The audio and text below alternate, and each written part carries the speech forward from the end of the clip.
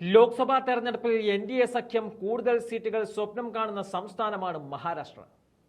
പ്രബലമായ രണ്ടു പാർട്ടികളെ രണ്ടാക്കി മുറിച്ചാണ് അവിടെ ബി.ജെ.പി സർക്കാർ ഉണ്ടാക്കിയത്. ശിവസേന, ഷിൻഡെ പക്ഷം, എൻ.സി.പി, അജിത് പവാർ പക്ഷം എന്നീ പാർട്ടികൾ ചേരുമ്പോൾ ഇരട്ടി ബലമാകുമെന്നും സീറ്റുകൾ തൂത്തുവാരാൻ സാധിക്കുമെന്നുമാണ് ബി.ജെ.പി പ്രതീക്ഷിക്കുന്നത്. എന്നാൽ സീറ്റ് വിഭജനവുമായി ബന്ധപ്പെട്ടുണ്ടായ കല്ലുകടികൾക്ക് ഇന്നും മഹാരാഷ്ട്രയിൽ ശമനമായിട്ടില്ല. സർക്കാരിൽ പിടിമുറുക്കുവാനുള്ള എൻ.സി.പി ശ്രമങ്ങൾ പലപ്പോഴും ചോദ്യം ചെയ്ത് ഷിൻഡെ രംഗത്ത് വരുമ്പോൾ ഈ പാർട്ടികൾ തമ്മിലടിക്കാതെ നോക്കുന്ന ബോക്സിംഗ് റിംഗിലെ റഫറിയുടെ റോളാണ് ബി.ജെ.പിക്കുള്ളത്.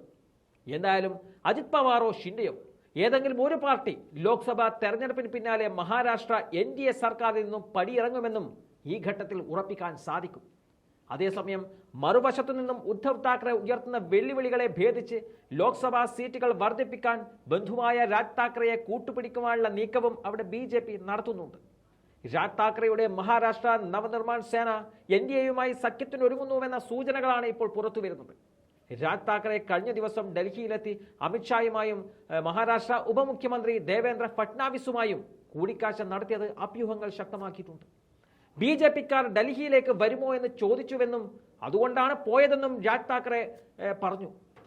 തീരുമാനം എന്തായാലും അത് മറാഠികളുടെയും ഹിന്ദുത്വത്തിന്റെയും പാർട്ടിയുടെയും നല്ലതിനു വേണ്ടി മാത്രമായിരിക്കുമെന്നും എം.എൻ.എസ് പാർട്ടി നേതാവായ സന്ദീപ് ദേശ്പാണ്ഡെയും ചൂണ്ടിക്കാട്ടിയിരുന്നു.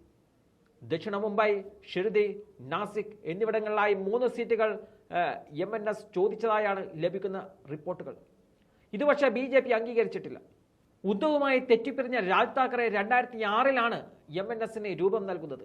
2009-ൽ മികച്ച വിജയം നേടാനായെങ്കിലും 2014-ൽ പാർട്ടി തകർന്നടിഞ്ഞു. 2019-ലും ആ തകർച്ചയിൽ നിന്നും കരകയറാൻ എം.എൻ.എസിന് സാധിച്ചില്ല.